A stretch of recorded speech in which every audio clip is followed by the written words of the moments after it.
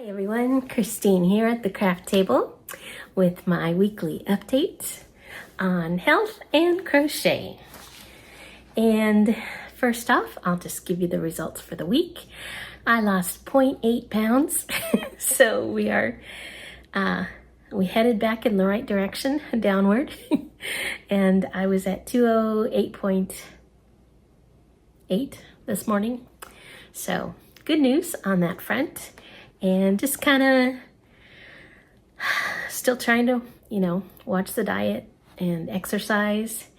And I'm using my iWatch to track my rings on exercise, movement, and standing. I report in every evening with my family to let them know if I closed my rings or not. And I actually did every day this week except for one day.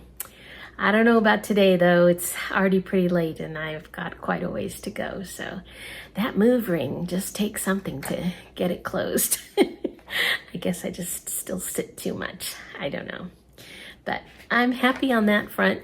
And cool couple things that happened also on my efforts at controlling my mindset and, feeding in the good truth to combat the lies that tend to derail me. And first off, I think it was Sunday night, Monday, like right after I did my video last week, I got an email from one of my favorite workout websites, faithfulworkouts.com. Michelle Spadafora is a wonderful lady who runs that. It's a nonprofit ministry, and she puts out videos, exercise videos for all levels, from chair to advanced, and also puts out wonderful recipes for cooking healthy meals. And so I just love her website, and the exercises are always adaptable. So if you can't quite do what she's doing, you can adapt it to movement in a chair. You can use weights or not use weights or use the exercise band. There's options, and I've watched her videos enough now that I know what modifications to make. So really cool thing. Anyhow, she sent out an email about little program they're doing for the month of November. It's called No Shame November. I think that's what they called it. Something to do. It's a play off of, I guess some men do a no shave November. That's a thing. I had never heard of it. Anyhow, for the weight loss community, she is doing a No Shame November. And so every weekday she sends out an encouraging email. And she's done one live Zoom call, and I think there's another one scheduled before the end of the month. And it was so encouraging. So I attended the very first one. I think it was on Monday or Tuesday. And it was about a little over an hour long session. First, she said some stuff and talked about her story, and then one of her friends, Sharon, who's been a long time participant in the ministry, also shared her story. And then we broke out into small groups. Amazingly, that's possible on Zoom. It was so cool. I was in a group of like 5 people, so everybody had a chance to talk, and we shared. And I think you get the most out of it when you're vulnerable. Just lay it out there. And people were encouraging, and it was a great time, and it just fits so well with everything I've been talking about. Oh, the truth versus lies thing. Oh, she talks a lot about that, and just totally on the same page about fighting back with truth when these lies come into your head. And it's not just about weight, that's my issue, but some of the women there are normal size, and some were dealing with feelings of inadequacy, never having felt that they were good enough, or that was a big one, or being very self-conscious about looks, even though the person talking was absolutely beautiful. It's just amazing what the enemy feeds us, to bring us down, to derail us, to ruin the good things that we could be doing because we're just so caught up in these lies that we tell ourselves, or that were told to us maybe when we were a kid and they just stuck with us. I like one saying that Michelle just blurted out. I guess it's also a popular saying, but I had never heard it before. She said, when somebody says something unkind to you or hurtful, you just answer back, I'm rubber, you're glue. Anything you say bounces off of me and sticks to you. Something like that. That's so cute. It just stuck with me. Anyhow, she also shared this wonderful, I don't know what you'd call it, an essay, a poem written by Dr. Ed Lavmance, Lavmance, and it's called I Am a Child of the King. I don't know if it's something that you can actually Google and find online, but I assume it's free.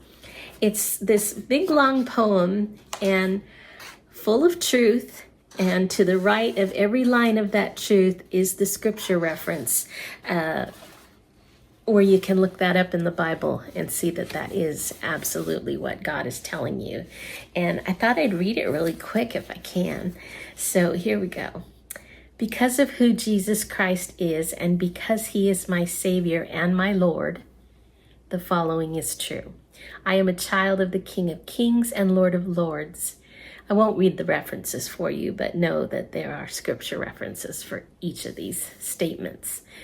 Seated with Christ in the heavenly realm, I am chosen, accepted, and included, a citizen of heaven and a member of God's household. I mentioned that yesterday. Last week, I love that saying, a member of God's household. I am loved by God unconditionally and without reservation. I belong to him, having been bought by him with the precious blood of Jesus. I have eternal life and will be saved from all of God's wrath to come, guaranteed. I am a Christian. I am not just different in what I do. My identity has changed. Who I am has changed. Everything has become brand new. I am a dwelling place in which God lives by his Spirit. I have access to him anytime, anywhere, for any reason. I am God's creation, his workmanship. I was created by him and for him, so who I am and what I do matters. I am spiritually alive. I have been set free from the fear of death and have been given life to live and enjoy to the full. I am forgiven completely, totally, and absolutely. I have been rescued from the dominion of darkness and brought into the kingdom of light, the kingdom of the Son, S-O-N. I have been set free from the penalty of sin and the power of sin. I am an enemy of Satan and at war with spiritual forces of evil. But greater is he that is in me than he that is in the world. If God is for me, it doesn't matter who or what stands against me, because nothing and no one can separate me from the love of Christ. Not hurt, pain, loss, problem, or brokenness. Not persecution, trouble, difficulty, or danger. Not abandonment, abuse, addictions, or appetites. Not desires, food, sexuality, or relationships. Not life or death. Angels or demons, not my past, the present, or the future. No power, no person, no place, not anything in all creation, not even Satan himself, shall prevail. I am in the hands of Jesus, in the hands of God, and nothing and no one can snatch me out of God's hands. I will fear no evil because God is with me, and he has promised to never leave me nor forsake me. God's presence is with me everywhere I go, to the heights of heaven, through the valley of the shadow, to the ends of the earth, forever and always. I am a child of the King and choose this day to live as one. Isn't that beautiful? So that's just a snippet of the beautiful truths that were shared with me this week, and were very encouraging. So thank you, Michelle. Thank you, Faithful Workouts. And how exciting to see what the next week holds. That's it for my health update. I will share with you quickly the crochet update, and we will be all caught up. I am excited. I finished so many things this week. It is just amazing. I don't think I've ever finished this many things in 1 week. So let's just start. Okay, first off, this beautiful autumn scarf. Is that not the prettiest thing? I'll put up the size on the screen because I forgot at the moment. It's not quite as long as hers was. It's probably around 66. That's right. I think it was 66 inches total. Comes all the way there. Adorable. I love this scarf. I just love it. It's soft and comfortable and just festive, being so sparkly. And a pleasant surprise was that the beanie that I made this week matches the scarf. Now it's not sparkly, but the color is almost exactly this reddish color. So here is the beanie I made. Okay, so the scarf was by Hooked by Robin, and I'll put a link to the tutorial. It's a YouTube tutorial that you can access on YouTube. I'll put a link in the description box below this video. So here's my hat. This is a Bag O' Day pattern, a very recent creation of hers called Vague Memories. And it is just this sweet little hat with these beautiful little puff stitches that almost look like flowers. You got 2 rows of them. And check out how nice it matches my scarf. So, real happy with that. And I'm all set for winter. So, yeah. This I made with Malabrigo Rios, a skein that I received in a mystery box that I got from Crystal. I think it was last year, early last year, that I'd been dying to use but just hadn't found a good project for it, and this was just perfect. It's a worsted weight. It's a worsted weight, but it kind of worked up like a 3-weight. It's a pretty thin worsted, but you know, soft as can be, and very happy with that. And this ended up being about 8 inches to the crown, to the rim. I actually added, I think it was 2, maybe 3 more rows of single crochet to get it down to where I wanted it and to cover my ears. So I guess my head's a little bit bigger than Crystal's. But other than that, it's a perfect fit, and I'm really happy with that. So I'll put a link to her tutorial as well. And lastly, I finished my CJ Brady scarf. And this, well, it's not blocked yet, so these little scallops will be more pronounced once I block it. And I haven't woven in those ends because it actually says in her pattern not to weave in the ends until after you block it. And I heard somebody else recommend that once as well, when you're using fine yarns and you're going to block something, to block it first and then weave in your ends afterwards. So I will do that. But it's a lovely little scarf, and it's plenty long. This goes all the way past my waist. But very comfy, and I can see getting a lot of wear out of that. So I'm very happy with that and happy to be finished. And I will send a picture of this one to Judy because her butterfly this month has this color in it very prominently for her butterfly mal. That's Judy's Creations in Crochet. She has a butterfly mal going on this month. If you create something with the color of the butterfly, you can send her a picture and she will enter you in a little drawing she has. And you might win a free pattern if your name's chosen. But people send in all kinds of beautiful projects, and I just love watching the slideshow every month. So that is that. And lastly, oh, my socks. I'm almost finished with them. I'm just finishing the ribbing on the second. I didn't put a stitch marker in here, and I don't want to lose it. Hold on. Okay. So these are my socks. Now, this pair of socks came out a little oddly shaped, and I will explain. This is my favorite sock pattern by Olga Poltava.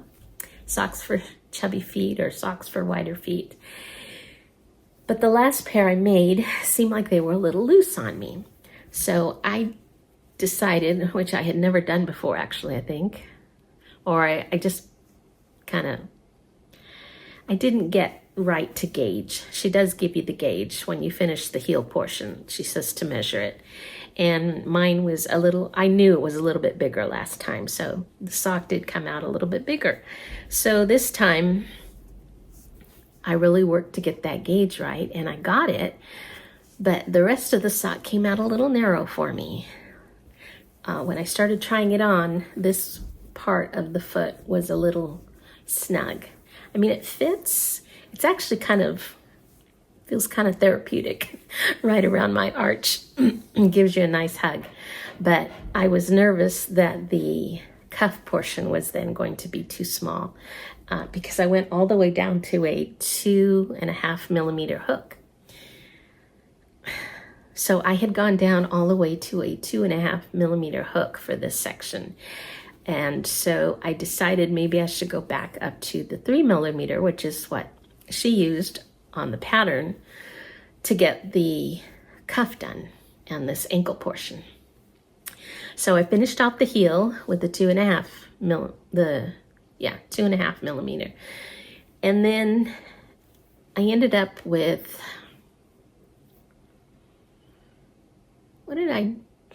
I can't tell you exactly what I did, but I ended up with more stitches here. And so it got kind of big on the ankle portion. But strangely enough, it fits my foot fine. So I have a chubby ankle. Anyway, but I brought it back in to the number of stitches that she has for the cuff, which is 60. So by the time I got to the cuff, or just before the cuff, I was back at 60 stitches, and the cuff is very comfortable. It's a stretchy cuff because you're doing front and back post double crochets. And actually, I think I have a couple more rows left on this one. This one's totally done. But I love the colorway. I think they're just adorable. And yeah, so happy with this. I think I got a little too aggressive on my magic circle because my toe has this little part that sticks out a bit. I should have been more careful with that. I think I'm getting too comfortable with the pattern or something, and I was a little careless. So I will be making it again.